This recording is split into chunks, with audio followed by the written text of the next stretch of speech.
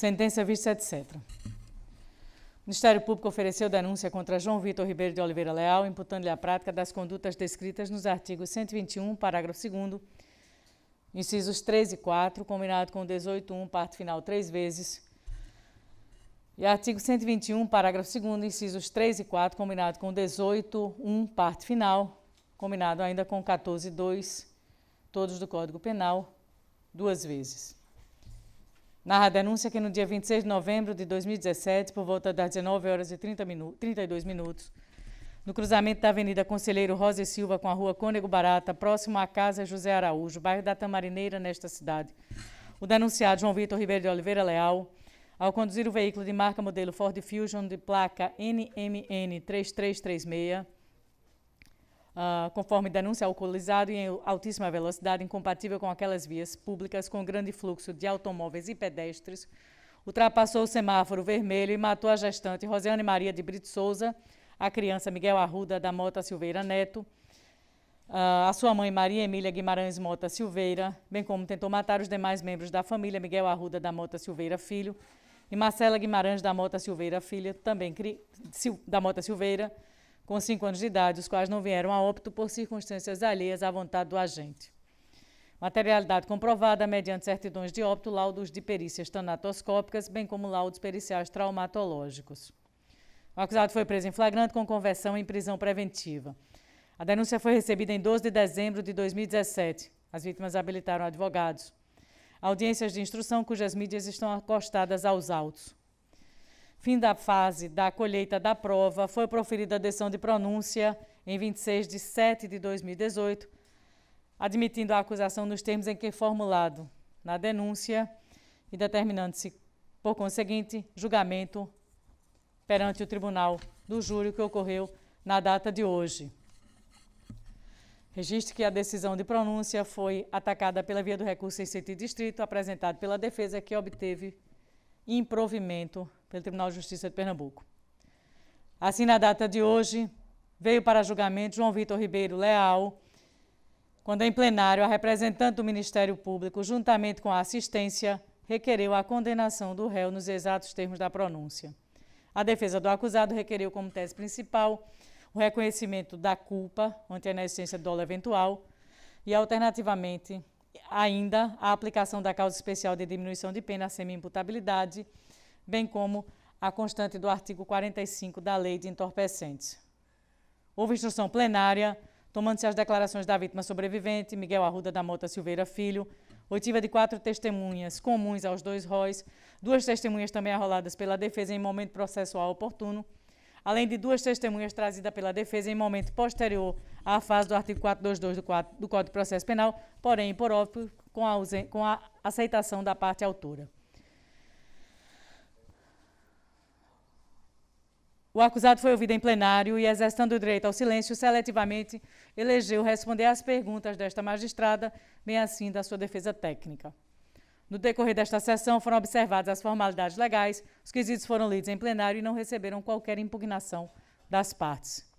Hoje, submetida a julgamento perante o Egrégio Tribunal do Júri da Comarca do Recife,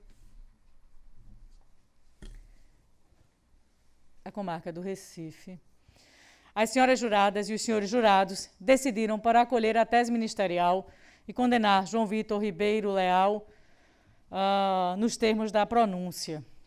Ante o exposto, com fundamento no artigo 492, inciso 1 do Código de Processo Penal, em obediência à decisão soberana do Egrégio Conselho de Sentença, declara a sociedade recifense que João Vitor Ribeiro Leal foi condenado pela prática do homicídio duplamente qualificado por 3 vezes, nos modos do artigo 121, parágrafo 2º, incisos 3 e 4, combinado com 18.1, parte final, cujas vítimas foram Maria Emília Guimarães da Mota Silveira, Rosiane Maria de Brito Souza, Miguel Arruda da Mota Silveira Neto, além das tentativas que vitimaram Miguel Arruda da Mota Silveira Filho, Marcela Guimarães da Mota Silveira.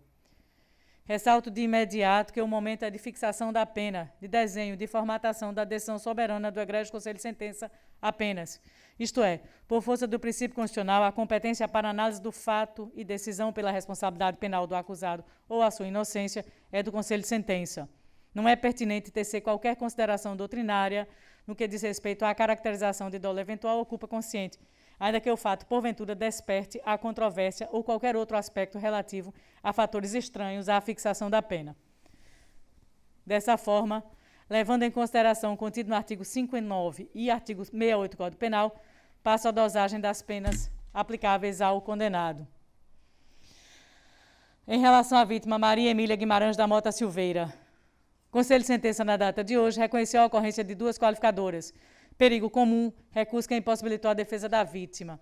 Em face disto, aproveito-me de uma delas para proceder ao enquadramento na forma qualificada de homicídio, para o que me vale da qualificadora do perigo comum, enquanto que a outra, como circunstância agravante, consoante jurisprudência dominante, esta a ser valorada na segunda fase da dosimetria. Pois bem, na primeira fase da dosimetria da pena privativa de liberdade, quanto às circunstâncias judiciais elencadas no artigo 59 do Código Penal e que devem ser consideradas quando da fixação da pena base, tenho que, da análise destes autos, a prova então colhida, encontro algumas circunstâncias judiciais que devem ser consideradas em desfavor do condenado.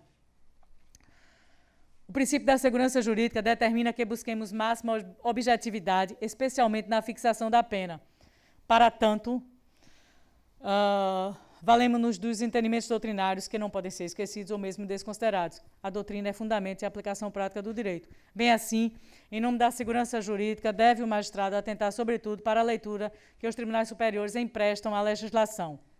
Atenta aos ditames doutrinários e jurisprudenciais, portanto, tenho que se deva fixar a pena base à razão de 1/6, quantitativo apurado pela quantidade de circunstâncias judiciais efetivamente passíveis de valoração pelo juiz sentenciante. Conforme o princípio constitucional da presunção de inocência, a saber, culpabilidade, conduta social, personalidade, motivo, circunstâncias e consequências do crime, além do comportamento da vítima. Passo a valorar inicialmente a culpabilidade. Neste particular, é sabido que é o maior ou menor juízo de reprovabilidade do fato. No caso presente, a culpabilidade do acusado foi extrema, considerando-se a condição de motorista habilitado, causou a morte de 3 pessoas, lesionando gravemente 2 outras. O fato causou profunda comoção social, reconhecida pela enorme repercussão, traduzida pelos meios de comunicação espalhados por todo o país.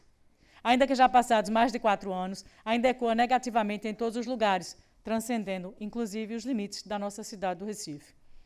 Pela culpabilidade, portanto, aumenta a pena base de 1/6, fixando-a em 14 anos. Seguindo com a dosimetria da pena, com a análise das circunstâncias judiciais, aprecio em seguida a conduta social do acusado, para também reconhecê-la desfavorável.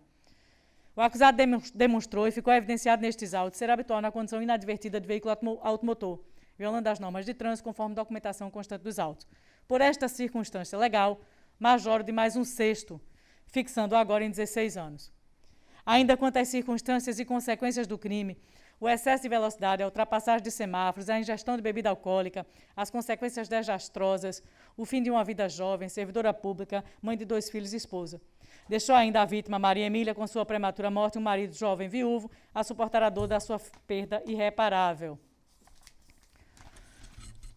Pelas circunstâncias e consequências do crime, aumenta, portanto, a pena de mais 1/6, fixando a pena base em 18 anos de reclusão. Finalizo a primeira fase da dosimetria em 18 anos de reclusão. Na segunda fase da aplicação da pena, vislumbra a ocorrência da agravante do recurso que possibilitou a defesa da vítima, a qual tomo como agravante, pelo motivo acima declarado, eis que foram reconhecidas 2 qualificadoras. Consoante jurisprudência, em razão desta, acresce também de 1/6 a pena base, fixando ainda provisoriamente em 21 anos de reclusão. Ainda na segunda fase, reconheço a confissão espontânea e, em razão desta, considerando preponderante, reduz a pena de 1/5, fixando em 16 anos, 9 meses e 18 dias. Para este fato, a pena em concreto, 16 anos, 9 meses e 18 dias de reclusão. O mesmo patamar de pena foi fixado também em relação à vítima Rosiane Maria de Brito Souza. Em relação à vítima Miguel Arruda da Mota Silveira Neto, as circunstâncias judiciais foram valoradas de igual forma e ainda no tocante à pena fixada em face da vítima Miguel Arruda da Mota Silveira, reconheci o fato do crime haver sido cometido contra a criança, incidindo a agravante constante do artigo 61, 2H do Código Penal. Para esta, acresce de 1/6 a pena provisória, para fixá-la em 24 anos, 6 meses de reclusão. Ainda na segunda fase, também reconhece a confissão espontânea, para o que reduz a pena, fixando provisoriamente em 19 anos, 7 meses e 5 dias de reclusão. Em relação à vítima, Marcela Guimarães da Mota Silveira, a pena também com as mesmas circunstâncias, acrescida da circunstância especial da tentativa prevista no artigo 14.2, chegou-se a um patamar de 16 anos e 4 meses de reclusão. Também igual patamar foi fixado em relação à vítima Miguel Arruda da Mota Silveira. Por fim, do concurso formal em relação aos homicídios. Reconheço que as condutas capituladas no artigo 121 do Código Penal e que vitimaram Maria Emília Guimarães da Mota Silveira, Rosiane Maria de Brito Souza, Miguel Arruda da Mota Silveira Neto, Miguel Arruda da Mota Silveira Filho e Marcela Guimarães da Mota Silveira, operou-se na forma capitulada no artigo 70 do Código Penal, concurso formal na primeira figura, isto é, concurso formal próprio.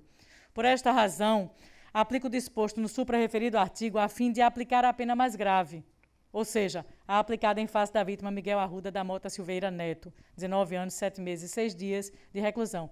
Aproveitando-me desta e considerando-se o número de vítimas, majoro do máximo, isto é, metade, fixando aí então a pena, em definitivo, ao João Vitor Oliveira Leal, em 29 anos, 4 meses e 24 dias de reclusão. Fixo o regime inicial fechado nos termos do artigo 33, parágrafo 2º alineado do Código Penal. Deste proceder à detração da pena, haja vista que tal não importará em regime inicial diverso do que é aplicado. Disposições finais. Condena o acusado ao pagamento das custas processuais.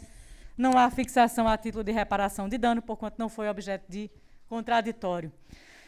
Mantenho a pena privativa de liberdade, mantenho a prisão ainda preventiva, por assim entender que subsistirem os seus motivos ensejadores, principalmente porque agora pesa sobre o acusado, neste momento, sentença penal condenatória, a despeito da presunção constitucional de inocência.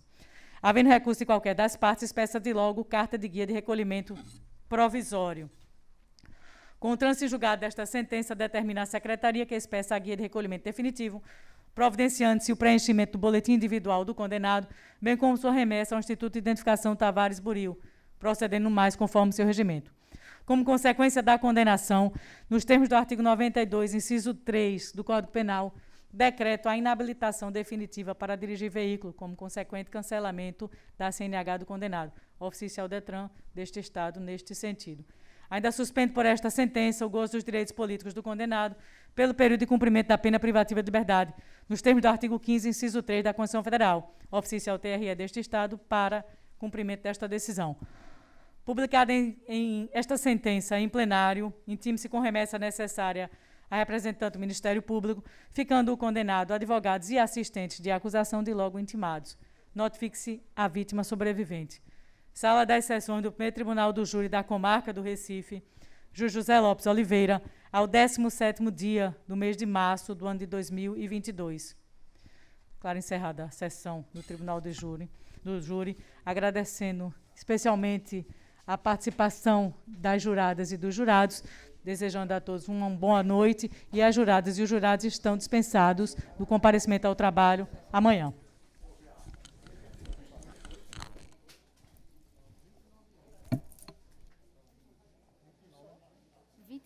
Vocês acharam pouco?